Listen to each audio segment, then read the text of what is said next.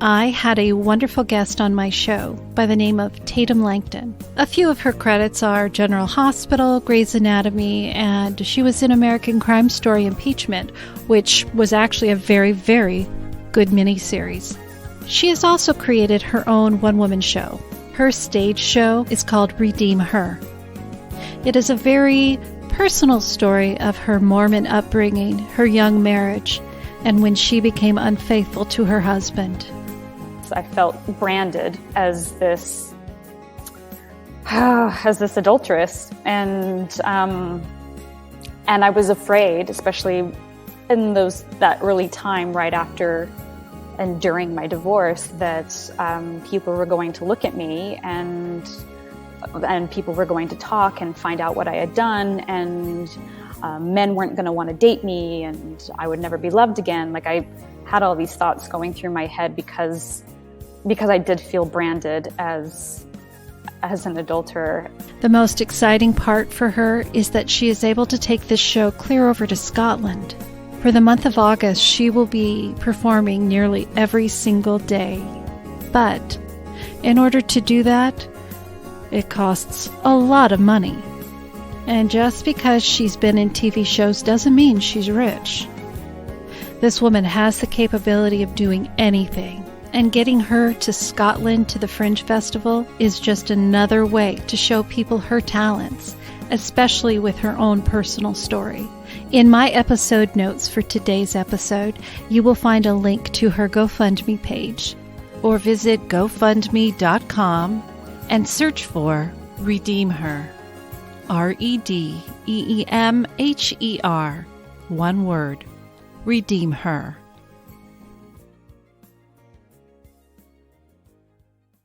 Hi, this is Adam from the UK, and today we're going to get a chance to hear from one of Rebecca's Raw Truth Stories of Female Infidelity exclusive Patreon episodes on today's Let's Ponder.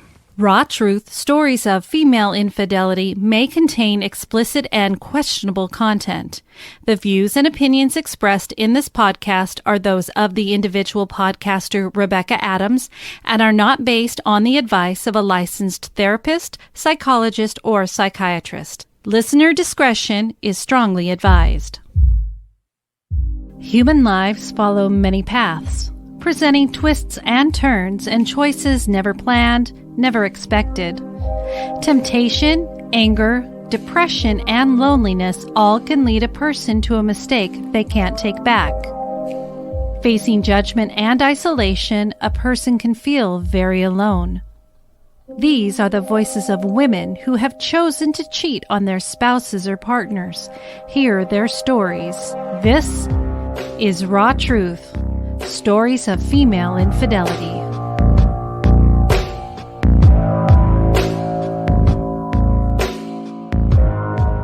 Hello and welcome to Raw Truth Stories of Female Infidelity on Patreon. This is Rebecca. Thank you so much for being here. I appreciate your support.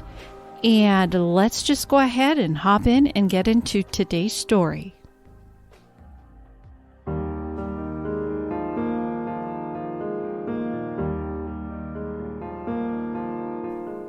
I grew up in a college city in the South. I was raised in a two-parent household, and I was the middle child with two sisters. My parents' marriage was consistently rocky. My dad is a functioning alcoholic and was an employee at the local Walmart on night shift. My mom was a church pianist and the secretary for the local college women's basketball team. So I basically grew up in the church and was singing in the choir every Sunday with my sisters. I was a super shy kid. I grew up with crooked teeth, which made me feel very self-conscious about smiling and caused me to have low self-esteem. When I was in school, I would get picked on daily because I was the chubby kid with crooked teeth and glasses. This led me to having serious anger issues, and I would act out in the classroom and would always get into trouble. I would suppress all of my anger and never physically defend myself because I was too scared I would get into trouble at school. My father is 6'6", very intimidating, and he would hand out butt whoopings like the mailman delivering mail. The unresolved anger issues turned out to help me succeed as a football player. By my senior year of high school, I was 6 foot and 290 pounds, all-state offensive lineman. Because of my Christian upbringing and low self-esteem, I graduated a virgin. I took pride in having the V card and wanted to keep it until I met the person that I wanted to marry. I had a couple of girlfriends in high school, but it was never serious. I went on to graduate high school and play junior college football on an athletic scholarship. While in junior college, I met my first serious girlfriend, Katie. We met at a house party back in my hometown. She was a white girl, and her family didn't like the idea of her dating a black kid, so I became her big black secret. We attended separate junior colleges and were basically in a long-distance relationship. We talked, met up, and went on dates for about 6 months, but we never had sex. I fell in love with her, and she had consumed my life. I later found out that she was messaging and flirting with one of my teammates. I called out about it, and she said it was just innocent conversation. She then became distant. A few weeks later, she lied to me about going to a place with friends and found out that the teammate that she was flirting with was there. When I called her out about that, she completely broke off the relationship and ghosted me. I was destroyed and didn't know why she would leave so abruptly. She later contacted me and wanted to be just friends and just keep me on the hook.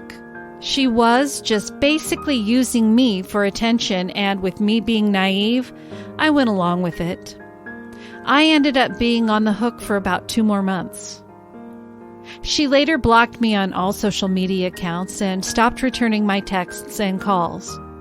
While all of this was going on, I was playing football as well as being recruited by a small university in the Mid-South. This is the place where I met my wife. In about a month of being at a new college, I went to a club with some of my teammates. I saw Amy dancing and drinking with her friend. Me, being shy, I got one of my teammates to ask her to dance with me. We then danced together for a couple of songs, and then she left. I didn't see her again for the rest of the night. Unbeknownst to me, one of my teammates hooked up with one of Amy's friends. He then gave Amy's friend my number, and Amy contacted me a few days later. We went on a few dates, and I became very attached to her. I was 21 years old at the time, and she told me she was 29. She was currently married with 3 kids and was in the process of getting divorced. I was okay with that because I was attached. After a few dates, she told me that she wanted to give me my first blowjob. I was very hesitant at first and denied her a few times, but I eventually gave in. After that, I was head over heels in love with her. About a month later, we had sex for the first time, and I made the decision that she was going to be my wife. I was sexually and emotionally attached to her. It was then that I began to find out that there was another side to her. I found out that she was a huge attention seeker and that she would flirt with other guys behind my back. After 1 year of being at my new college, the school found out that it was going to lose its accreditation and it was going to close.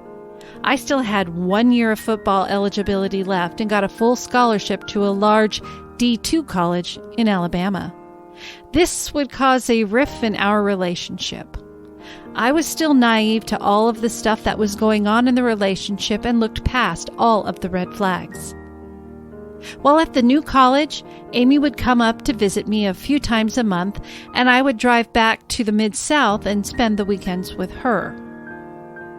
One day, out of the blue, she told me she thinks we should separate. I later found out that she was in a relationship with a coworker. I did everything that I could to talk her out of it. She called it off for about 3 weeks and came back like nothing happened. A few weeks later, we met up again and had sex. A few weeks after that, she told me she was pregnant. I began to freak out and panic. I was able to suck it up, gather myself, and put myself in the mental space of being a father. It was a short-lived feeling because she later had a miscarriage. In a strange way, the miscarriage brought us closer together. After I graduated, we decided to get married. We moved in together with her 3 kids and attempted to build a family. There was a family conflict along the way, but we made it work. I struggled for a while to find a decent job, but ended up working at Walmart because no good-paying jobs would hire someone with a degree and no work experience. In my opinion, everything seemed to be going okay relationship-wise. We struggled with bills, and I began to look for a second job. I then was able to find a job as a non-faculty high school football coach to bring in extra money into the house. She later had our first son, and for me, life was great. I was later hired by the local police department, and a year later, she gave birth to our baby girl. But the couple of years of coaching during the evening and working nights on the street took a toll on our relationship because I wasn't around as much and I was always tired. Sex became scarce and she was never in the mood. One day in March, she asked to go out with her work friends to a Magic Man show and blow off some steam. I didn't care. I said that was fine. A week later, I saw that she posted pictures of her hugged up with strippers and in their laps. I felt extremely disrespected. If you're going to do something like that, why post it on social media? I then let her know how I felt. She explained that she was caught up in the moment and that it wouldn't happen again. Months later, I found out that she was in a secret sex group on Facebook with some of her coworkers. They would flirt, send pics and videos to each other, and talk about having sex with each other. That upset me as well, and I began to develop resentment towards her and was no longer able to trust her. She apologized and said that she was looking for attention because I wasn't giving her enough. We continued to talk and tried to work through things. A few months later, we were in bed together. I was sleeping, but then when I woke up, I saw her staring at a guy's picture on Instagram. She then liked the picture. A couple seconds later, she received a text message from someone named R.A. When I looked closer, I could see that the guy on Instagram had R.A. in his name. Seeing this set me off. It was my breaking point. We screamed, cussed, everything in the book. She had this stoic look on her face the whole time. I left for work and she texted me and tried to calm me down. She said it was her trainer. I ignored her and became cold toward her for a couple of weeks. She then said that we needed to take a break. I was like, what the fuck, take a break? She said, yeah, I'm confused and I don't see a future with us. From that point on, she became distant. She stopped answering my texts and would only text me about the kids and stuff involving the house. During that time, I begged and pleaded for her not to do what she was doing and tried to win her back. I eventually hit my breaking point after seeing that she removed her marital status and pictures of me from her Facebook page. I told her that if she has another dude to let me know so I won't look like a goofy idiot to our friends and family, and that if she has sex with another guy, our relationship would be over and she'd lose me forever. After a month of ignoring me, she began to answer my texts and we got closer. We began to grow and become stronger again. A couple of years later, information about the Facebook group began to get back to me via her coworker's husband, who was also in the group. He sent me screenshots of her posting about wanting to suck other guys' dicks, as well as posts about wanting to be gangbanged by guys in the group and by guys that she knew outside of the group. I confronted her with the screenshots. I also lied to her and told her that I had obtained the text messages between her and RA and that I knew everything that they talked about. I told her she needed to tell me the truth and I needed to hear it from her mouth. She told me that she was only in the Facebook group because she was wanting attention and that I wasn't giving her enough. She then confessed that she met up with RA a few times. She said that one time she gave him clothes for his kids. Another time they kissed and he fingered her, but she stopped him because she didn't feel right about doing that. She was adamant that that was the only thing that they had done together physically. To this day, I don't believe her. Her explanation of doing everything that she did was because I wasn't giving her the attention that she wanted and needed. She felt like I put coaching football and my police work over her. She was very remorseful and apologetic. I was devastated and depressed. I felt like she gave up on me. I was embarrassed to the point of where I wanted to commit suicide, but the thought of my kids growing up without a father was the reason why I never followed through. After she told me everything, I felt like she died to me. I would see her face, but it was like I was looking at a different person. The person that I knew and fell in love with was gone forever, and that hurt even more. In the last conversation we had on the topic, I asked her, "You really risked me and our family for some attention?" She didn't have an answer.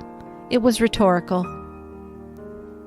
To this day, I am still married to her, and at times I have spells of depression, anger, and sadness. It's like I'm still in mourning, but I play the happy husband role and act like nothing happened and that I'm over everything.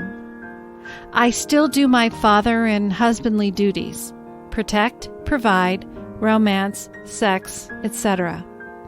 But I constantly feel dead on the inside. I've thought about leaving and filing for divorce, but I know that it would run the risk of not being able to see my kids every day, and I'm not going to let that happen. I see how my stepkids have emotional issues because of divorcing their father. So I will just suffer in this relationship until my kids leave for college. My plan is to leave her after the kids leave, but that is a long time from now and things could change. But as of right now, I don't think it will. She says that she is a different person and that we should keep everything in the past. I can't. I inevitably put the blame on me. I had a porn addiction and would get caught watching porn numerous times. She didn't like that at all. I explained that it wasn't because of her or the way she looked or anything like that. I was doing it because the dopamine hit that I would get, but she didn't understand. In some ways, I feel this may have caused her to do what she did. I continuously blame myself for everything that occurred. If I would have seen the red flags in her, would I have avoided ending up in this situation? If I would have stopped watching porn or had been able to show her more attention, would it have happened? Those are some of the questions that run through my head constantly, but on the other hand, I know that she suffers from multiple emotional and psychological issues.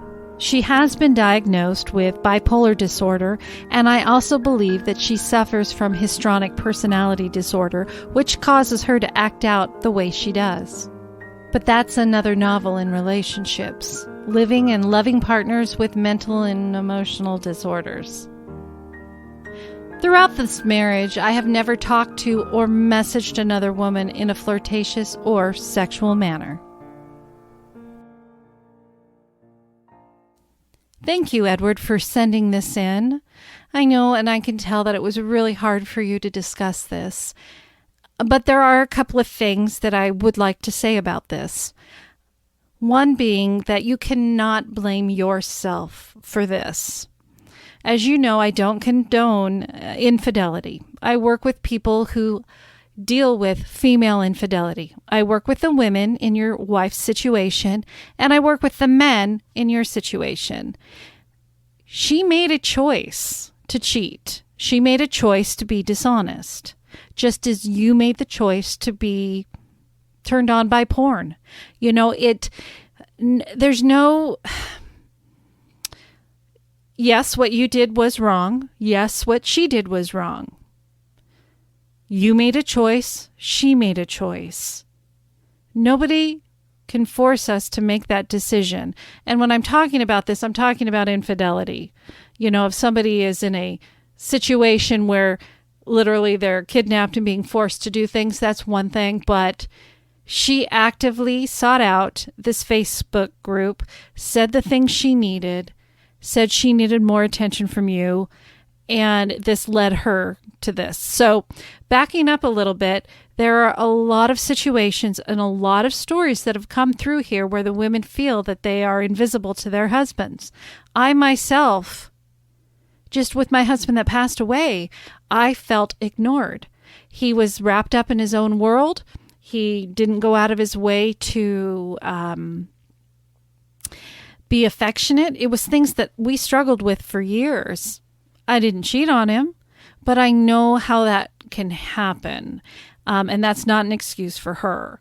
So the best thing would have been for her to come to you and talk to you. Hey, this is really hard for me, and try and work it out with you directly. But she chose to step outside the marriage. You never forced her. So I encourage you to work through that with yourself. And this blaming of yourself, you need to work on forgiving yourself for looking at what you did with the porn and admit that, you know what? Amy made this choice. She didn't have to. No one forced her to. But I'm still here trying to do everything I can to make this marriage work. When I'm looking at what you wrote in regards to holding on for the kids, and I've said this before, when a couple divorces, that doesn't mean you're abandoning your children. And I talk about this myself. My parents did not get along. It was horrible.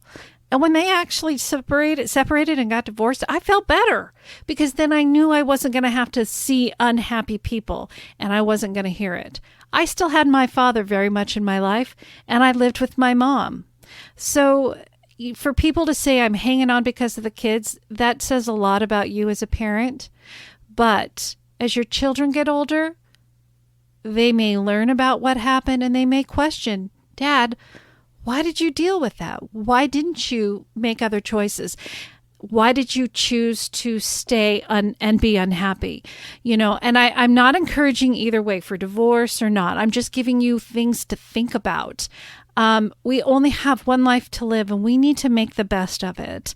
And, even though things are, you say that you're trying to kind of just, hang in there until then. What's Amy's take on this?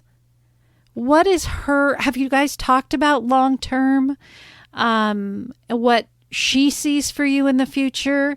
What kinds of things like that? I would love to learn a little bit more about where Amy is at this point in time in your marriage. I know that you probably will never be able to trust her again. And I think that is normal. However, it is also normal to eventually not have it so much in the forefront of your mind like it may still be, and that eventually you just kind of get back into normal routine. You'll never forget, but you're able to deal with it. And when you refer to like the death of your marriage, absolutely, that is how I see a lot of infidelity situations. The marriage and the person you thought you had and you knew is absolutely not. It is a big betrayal. You feel like you've been lied to, and what you knew of is your marriage and relationship, in a sense, no longer exists. So in a way, it's like death. So I can completely understand that. I just want to ask for you, just think long term. Do you want this marriage to work with your wife? Do you think it could? If it can you guys do therapy together to try and learn how to build back up trusts and have those candid discussions with a non-biased person? Those types of things. And maybe you can find out a little bit more about her and what she wants, and she can understand more about you. The goal here ultimately is to let you know you are not alone. There are a lot of men listening to this podcast at this moment, to this story, and they can shake their head and go, man, I know exactly how you're feeling. And so it's very nice for each person to understand they are not alone in these situations. You have been listening to Raw Truth Stories of Female Infidelity. Your support of the podcast is truly appreciated. Be sure to visit my website at rawtruthstoriesoffemaleinfidelity.com to access story guides, subscribe to Patreon for bonus episode of the men's side of female infidelity, and to vote for this podcast to be in the Hot 50 Countdown for Podcast Magazine. To submit your story for the show, share feedback, or if you have a Let's Ponder suggestion, please email it to rebecca.rawtruth@gmail.com or send by snail mail to Rebecca Adams, P.O. Box 821064, Vancouver, Washington 98682. Every story is always anonymous. If you listen on Apple Podcasts, please rate and review the show. Raw Truth Stories of Female Infidelity is produced and edited by Rebecca Adams. You can follow the show on Facebook at Raw Truth Stories of Female Infidelity, on Instagram at Podcast Raw Truth, and on Twitter at Raw Female. Thank you again, and be kind to one another. Be kind to yourself, and always remember, no judgment. Goodbye.